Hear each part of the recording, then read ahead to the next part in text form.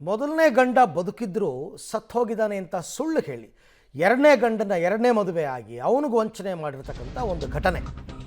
So ಗಂಡ ಬದುಕಿದ್ರೂ ಕಿಲಾಡಿ ಹೆಂಡತಿ ಎರಡೆರಡು ಮದುವೆ ಆಗಿರ್ತಕ್ಕಂಥದ್ದು ಘಟನೆ. ಪತಿ ಸತ್ತೋಗಿದ್ದಾನೆ ಅಂತ ಎರಡೆರಡು ಮ್ಯಾರೇಜ್ ಸುಳ್ಳು ಹೇಳಿ ದೊಡ್ಡಬಳ್ಳಾಪುರ ಮೂಲದ ಸುಧಾರಾಣಿ ವಿರುದ್ಧ ಇವಾಗ ಆರೋಪ ಕೇಳಿಬಂದಿದೆ. 11 ವರ್ಷದ ಹಿಂದೆ ವೀರೇಗೌಡ ಎಂಬಾತನನ್ನು ಮದುವೆಯಾಗಿದ್ದರು ಈ ಸುಧಾರಾಣಿ. ಅವ್ರಿಗಿಬ್ಬರು ಮಕ್ಕಳಿದ್ದಾರೆ.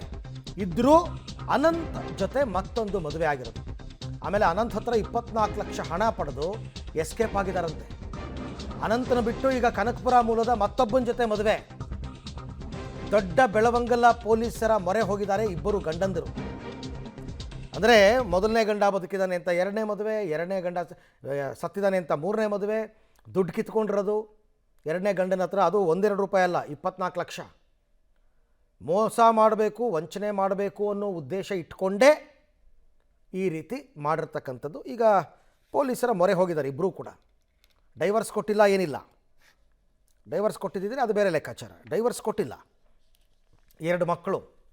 ಇವರೆಲ್ಲ ಜೀವನನ ಎಷ್ಟು ಸುಲಭವಾಗಿ ತಗೋತಾರೆ. ಮೊದಲನೇ ಗಂಡಂಗೆ ಇಬ್ಬರು ಮಕ್ಕಳಿದ್ದಾರೆ. ಆ ಮಕ್ಕಳನ್ನ ಅವ್ರ ಗತಿ ಏನು? ಯಾರು ನೋಡ್ಕೊಳ್ಳೋರು ಯಾರು?